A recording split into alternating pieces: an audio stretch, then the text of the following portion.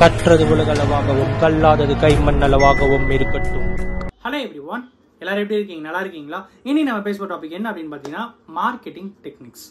இந்த sales rep, அப்புறம் வந்து சேல்ஸ் ரெப்ரசன்டேட்டிவ் பண்ணுறவங்க, மார்க்கெட்டிங்கில் இருக்கிறவங்க, இவங்களுக்கு எல்லாருக்குமே வந்து ஒரு ப்ராடக்ட் எப்படி சேல் பண்ணுறது அப்படின்னு சொல்லி சில வழிமுறைகள் வந்து சொல்லி கொடுத்துருவாங்க. பட் அது ரொம்பவே யூஸ்ஃபுல்லான சில விஷயங்கள் தான் இந்த வீடியோவில் நான் உங்ககிட்ட வந்து பேச போகிறேன். வெல், சேல்ஸ் அப்படின்ட்டு வரும்போது இட் மேபி எனி ப்ராடக்ட். ஒரு ஷூவாக இருக்கலாம், ஒரு மொபைலாக இருக்கலாம், ஒரு கைண்ட் ஆஃப் ஐபாட்ஸாக இருக்கலாம், ஏர்பாட்ஸாக இருக்கலாம், இல்லைனா வந்து இந்த ஹெட்செட்டாக இருக்கலாம், இல்லைனா இந்த ஐபாட்ஸ். ஸோ இந்த மாதிரி எந்த பொருளாக இருக்கலாம். எந்த பொருளாக இருந்தாலும் இதை நான் சேல் பண்ண போகிறேன் அப்படின்னு நீங்கள் இறங்கிட்டீங்கன்னா அந்த ப்ராடக்ட்டை எப்படி சேல் பண்ணுறது அப்படிங்கிற சில அனாலிட்டிக்ஸ் இருக்குது, சில டெக்னிக்ஸ் இருக்குது.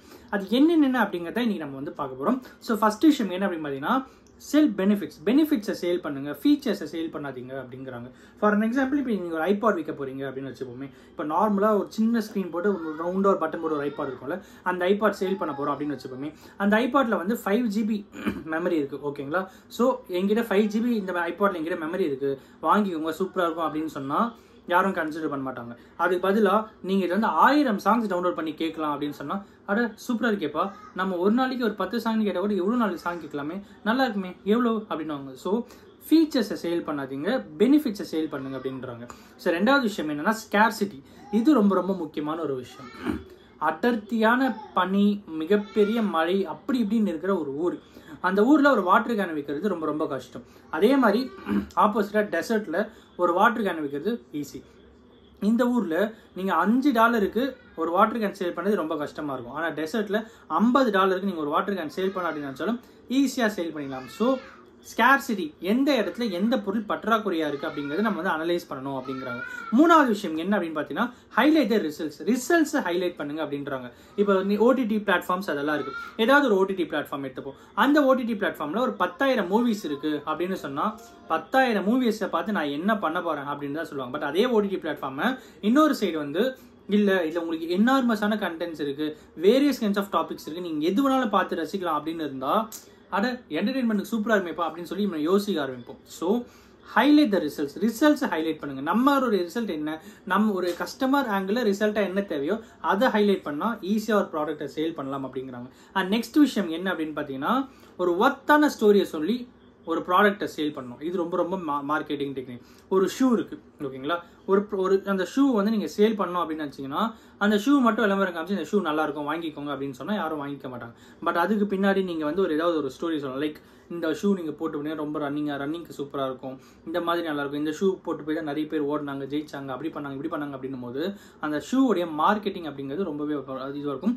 பட் அதுக்கு ஈக்குவலாக அந்த ஷூவோட குவாலிட்டியாக இருக்கணும், அதையும் நம்ம வந்து நோட் பண்ணிக்கணும். ஸோ நெக்ஸ்ட் விஷயம் என்ன அப்படின்னு பார்த்தீங்கன்னா கீப் இட் சிம்பிள். இப்போ நீங்கள் ப்ராடக்ட்டை சேல் பண்ணிங்கன்னா அது சிம்பிளான ப்ராடக்டாக இருக்கணும். ஃபார் எக்ஸாம்பிள், ஒரு காலத்தில் ஒரு வீடியோ எடுக்கணும் அப்படின்னு நினச்சோன்னா லைட்டிங் செட்டிங்ஸ் ஒரு பக்கம் இருக்கணும், இன்னொரு பக்கம் வந்து கேமராமேன் இருக்கணும், இன்னொரு பக்கம் கேமரா இருக்கணும், கேமரா வைக்கிறதுக்கான ஸ்டூல் இருக்கணும், முன்னாடி இருக்கிறதுக்கு சேர் இருக்கணும், அதுக்கப்புறம் வந்து சுற்றி இருக்கிற அட்மாஸ்பியர்ஸை பார்க்கணும், அந்த கேமராவோட லென்ஸ் அட்டாச் பண்ணணும், கேமராவில் ஃப்ளாஷ் அட்டாச் பண்ணிட்டு ஏகப்பட்ட விஷயங்கள், மைக் ஒரு பக்கம் தனியாக ஆட் பண்ணணும், இப்படி ஏகப்பட்ட விஷயங்கள் இருந்தது. பட் இன்னைக்கு கீப் இட் சிம்பிள் அப்படிங்கிற மாதிரி இப்போ நான் உங்ககிட்ட பேசிட்டு இருக்கேன், முன்னாடி ஒரே ஒரு ஃபோன் மட்டும் தான் இருக்குது. ஃபோன் வச்சு இப்போ நான் ரெக்கார்ட் பண்ணிட்டு இருக்கேன், தட்ஸ் இட். இப்போ இந்த நான் சொன்ன மொத்த விஷயமும் என் முன்னாடி இருக்க அந்த ஒரு டிவைஸில் இருக்குது, சிம்பிளாக இருக்குது. இதுதான் கீப் இட் சிம்பிள். எந்த ஒரு ப்ராடக்டாக இருந்தாலும் இந்த இன்வென்ஷன்ஸ் அப்படின்னு வரும்போது இந்த கீப் இட் சிம்பிள் அப்படிங்கிறது ரொம்பவே யூஸ்ஃபுல்லாக இருக்கும் அப்படிங்கிறாங்க.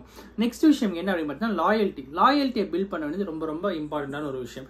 நீங்கள் ஏதாவது ஒரு பிராண்டை கிரியேட் பண்ணலாம். நீங்களே ஒரு புதுசாக பிராண்டை கிரியேட் பண்ணி அது மேலே ஒரு லாயல்ட்டியை கிரியேட் பண்ணிங்கன்னா அதுவே உங்களுக்கு ஒரு குட்வில் ஆட் பண்ணும். அதுக்கு பின்னாடி ஒரு மிகப்பெரிய சேல்ஸ் டீமே இருக்கும், சேல்ஸ் கஸ்டமர்ஸோட குரூப்பே இருக்கும் அப்படின்ட்டு சொல்லப்படுது. நெக்ஸ்ட் விஷயம் என்ன அப்படின்னு பார்த்தீங்கன்னா ஒருத்தருடைய பெயின் என்ன, அதை எப்படி நம்ம சால்வ் பண்ணோம் அப்படிங்கிற ஆங்கிள் மட்டும் யோசிக்கணும். ஃபார் எக்ஸாம்பிள், நீங்கள் ஒரு ஷூ போட்டு போறீங்கன்னு வச்சுக்கோங்க. இந்த ஷூ நீங்கள் சேல் பண்ணோம் அப்படின்னு வச்சிங்கன்னா இந்த ஷூ போட்டுக்கோங்க, உங்களுக்கு வந்து ஹெல்த் இஷ்யூஸ்லாம் ப்ரிவென்ட் பண்ணோம் அப்படின்னு சொன்னால் யாரும் வாங்க மாட்டாங்க. இந்த வெயிட் லாஸ் மிஷின்ஸ் வாங்கிக்கோங்க.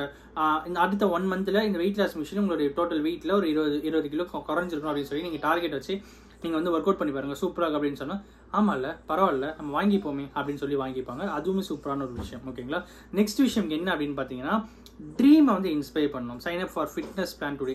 இப்போ நீங்கள் வந்து ஏதாவது ஒரு ஃபிட்னஸ் பிளான் இருக்குது, இந்த ஃபிட்னஸ் பிளான் பண்ணி போனால் இப்படி இருக்கும் அப்படி இருக்கும் அப்படின்லாம் சொல்கிறத விட நீங்கள் இதை பண்ணீங்கன்னா ஒரு மாதத்துக்கு அப்புறம் நீங்கள் எப்படி இருக்கணும்னு நினைச்சீங்களே அது நீங்கள் இருந்துடலாம் அப்படின்னு சொன்னால் அதில் இருக்கிற பவர் வேறு மாதிரி இருக்கும்.